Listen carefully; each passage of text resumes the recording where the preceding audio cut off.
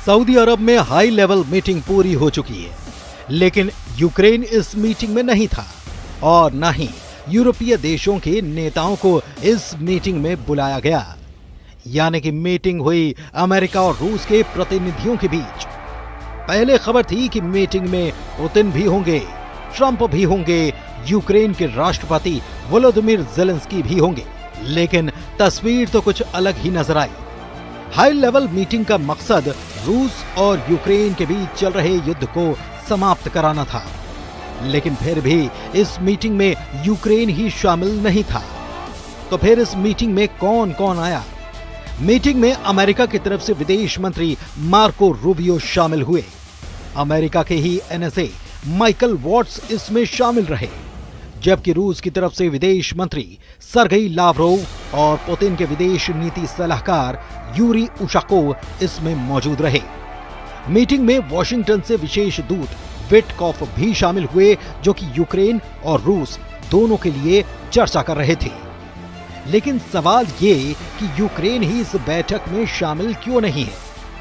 क्या यूक्रेन की तरफ से बैठक के लिए किसी को भेजा ही नहीं गया? तो जवाब है नहीं। यूक्रेन को दरअसल बैठक में बुलाया ही नहीं गया।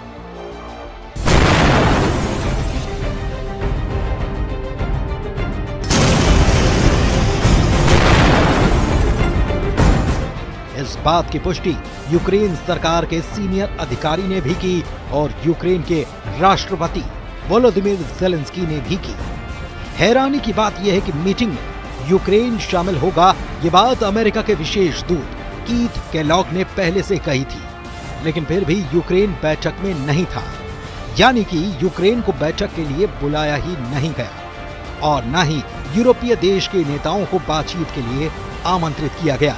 सोमवार को रूस के राष्ट्रपति कार्यालय क्रेमलिन के प्रवक्ता दिमित्री पेस्कोव ने दोनों देशों के नेताओं के बीच सऊदी अरब में होने वाली मीटिंग की पुष्टि कर दी थी। लेकिन दूसरी तरफ फ्रांस में भी अचानक से एक मीटिंग बुला ली गई।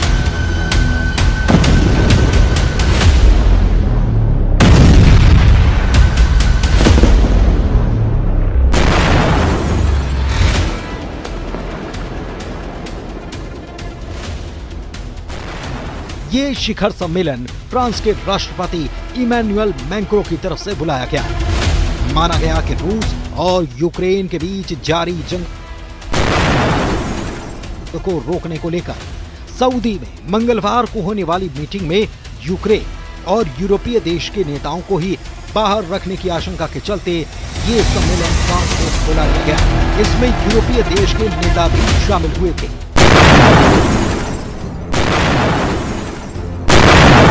सबसे अहम बात यह कि सम्मेलन में फ्रांस ने वही बात दोहराई जो यूक्रेन के राष्ट्रपति ज़ेलेंस्की करते नजर आए।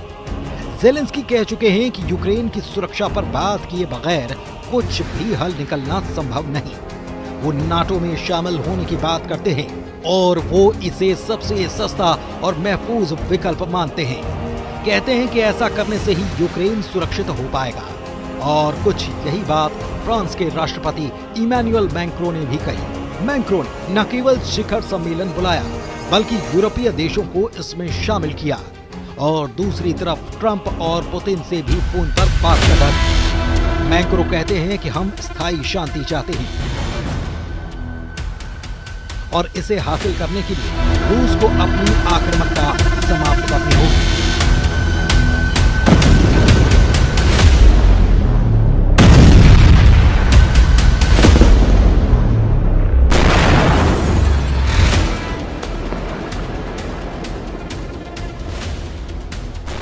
इसके साथ ही यूक्रेन के लिए विश्वसनीय सुरक्षा गारंटी सुनिश्चित करनी होगी। वक्त सीज़फायर मिन्स्क समझौते की तरह नाकाम हो सकता है। ये सारी बात फ्रांस के राष्ट्रपति ने सोशल मीडिया साइट एक्स पर भी लिखी। दूसरी तरफ ब्रिटेन के पीएम की तरफ से भी चौंकाने वाला बयान आ गया है। मैक्रों की मीटिंग बुलाने के पहले ब्रिटेन के पीएम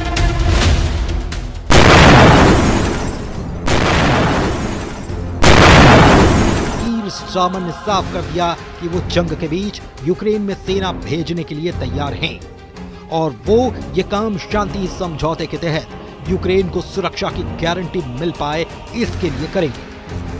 उन्होंने ये भी कहा कि ये वो बात हल्के में नहीं कर रहे बल्कि इसकी गंभीरता को समझते हैं। उन्हें अच्छी तरह से पता है कि इसमें ब्रिटिश सैनिकों को खतरा भी है। दरअसल अमेरिका खुद अपने आप को नाटो से अलग करने की बात कहता रहा है। खास तौर पर ट्रंप इसके पक्ष में कुछ ज्यादा है।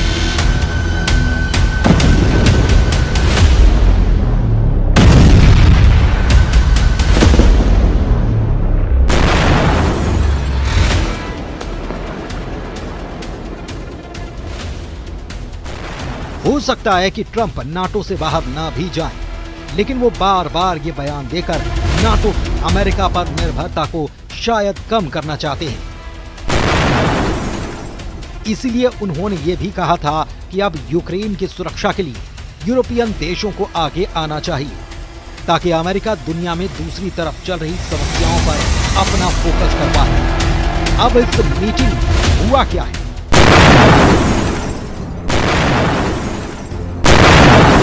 ये जानते हैं। तो सऊदी अरब में हुई मीटिंग में रूस की तरफ से कह दिया गया कि सिर्फ ये कहना काफी नहीं कि हम यूक्रेन को नाटो में शामिल नहीं करेंगे, क्योंकि साल 2008 में बुखारेस्ट में जो प्रतिज्ञा ली गई उसमें साफ कहा गया कि जॉर्जिया और यूक्रेन आखिरकार नाटो के सदस्य बनाए जाएंगे।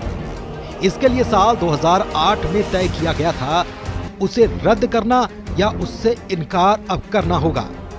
पुतिन के विदेश नीति सलाहकार यूरी उशाकोव का कहना है कि सऊदी अरब में रूस और अमेरिका के बीच 4.5 घंटे की वार्ता समाप्त हो चुकी है और ये वार्ता सफल रही है। मीटिंग में भाग लेने वाले उशाकोव ने कहा कि दोनों पक्षों ने पुतिन और ट्रंप के बीच बैठक की शर्तों पर चर्चा की।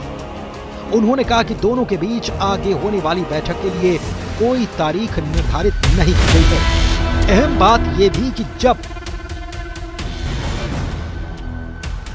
अमेरिका रूस वार्ता यूक्रेन के बिना सऊदी अरब में हो रही थी, उसी दौरान यूक्रेन के राष्ट्रपति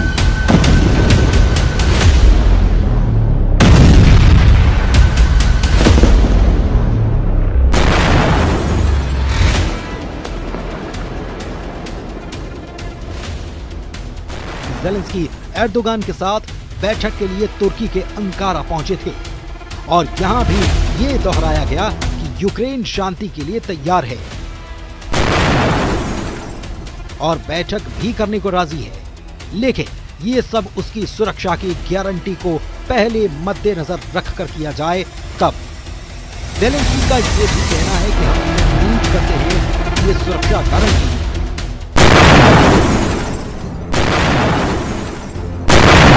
अमेरिका, यूरोपीय संघ, तुर्की और पूरे यूरोप के द्वारा प्रदान की जाएगी। हम किसी भी हाल में अपने अस्थायी रूप से कब्जे वाले क्षेत्रों को रूस के हिस्से के रूप में मान्यता नहीं देंगे, वे यूक्रेन का ही हिस्सा हैं। दूसरी तरफ European Union chief Ursula von der Leyen ने अमेरिकी दूत कीथ केलॉग से बात करते हुए कहा कि यूरोप ने किसी अन्य की तुलना में यूक्रेन को वित्तीय और सैन्य रूप से ज्यादा मदद की है और हम आगे और कदम बढ़ाएंगे। यूक्रेन के लिए न्याय संगत और स्थायी शांति प्रदान करने के लिए अमेरिका के साथ साझेदारी हम करना चाहते हैं और अभी का वक्त काफी क्रूशियल भी है। कुल मिलाकर सऊदी अरब की मीटिंग में अमेरिका और रूस के अधिकारियों की तो आपस में बात हुई, लेकिन यूक्रेन इससे गायब रहा, जबकि यूक्रेन के राष्ट्रपति वोलोदिमीर ज़ेलेंस्की नाटो और यूरोपियन देशों को साथ में जुटे हुए हैं।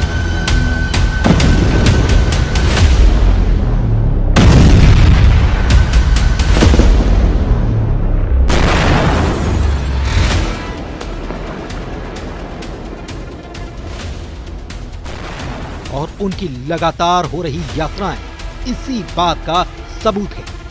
ऐसे में ट्रंप क्या नाटो को साधने की कोशिश करेंगे या फिर उनके सामने एक नई आफत आन खड़ी हुई है, इस पर नजर बनी हुई है।